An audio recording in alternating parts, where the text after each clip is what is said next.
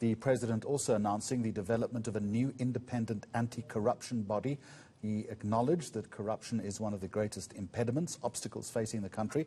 Is this new body necessary? Is it going to work? Here's David Lewis now from Corruption Watch as he joins us on Friday lunchtime. David, good afternoon to you. So we have this new statutory body proposed. What do you think its purpose should be? What's its remit? You know, it's the product of a fairly lengthy set of discussions between civil society organizations and government organizations, relevant government organizations, including the law enforcement organizations as well as others. That was effectively charged with developing a national anti-corruption strategy. And this is the institutional form of the national anti-corruption strategy. This body that he announced yesterday, and he said he would be announcing the members of soon, is a temporary body, is a body that is set up in order to begin the implementation of the strategy, and that will include setting up a statutory body that will report to Parliament. So this is an interim arrangement that, as I say, will do some of the work. The strategy is a very wide-ranging and comprehensive strategy. And rather than wait for 2 years and first set up the institution and then start the work, this interim body will start the work, and an important part of that work will be the establishment of a body that reports to Parliament. So what does your organisation want to see in terms of what is going to inform the strategy? The setting up is one thing, but once this body comes into being, where does it start its focus? 2 years down the line is a long time, isn't it? Yeah, but I mean, that's why, you know, I should stress that we're not going to wait 2 years before implementing the strategy. And I mean, you know, in all fairness, parts of the strategy are in place already. You know, what I want to see, what we want to see is a stronger relationship between civil society and government, and arguably business, in tackling corruption. You know, I think that some of my colleagues in government may disagree with this, but I think that civil society and the media have been more effective.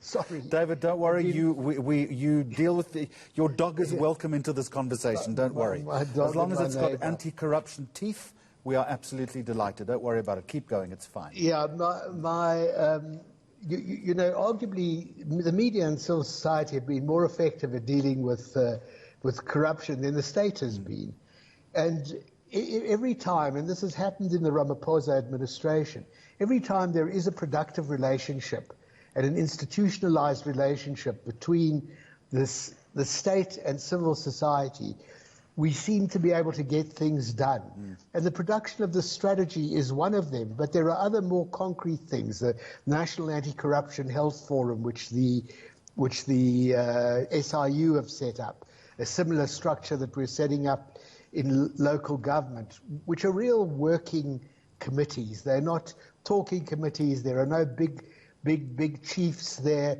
There is just like, we received this complaint about this hospital in this area.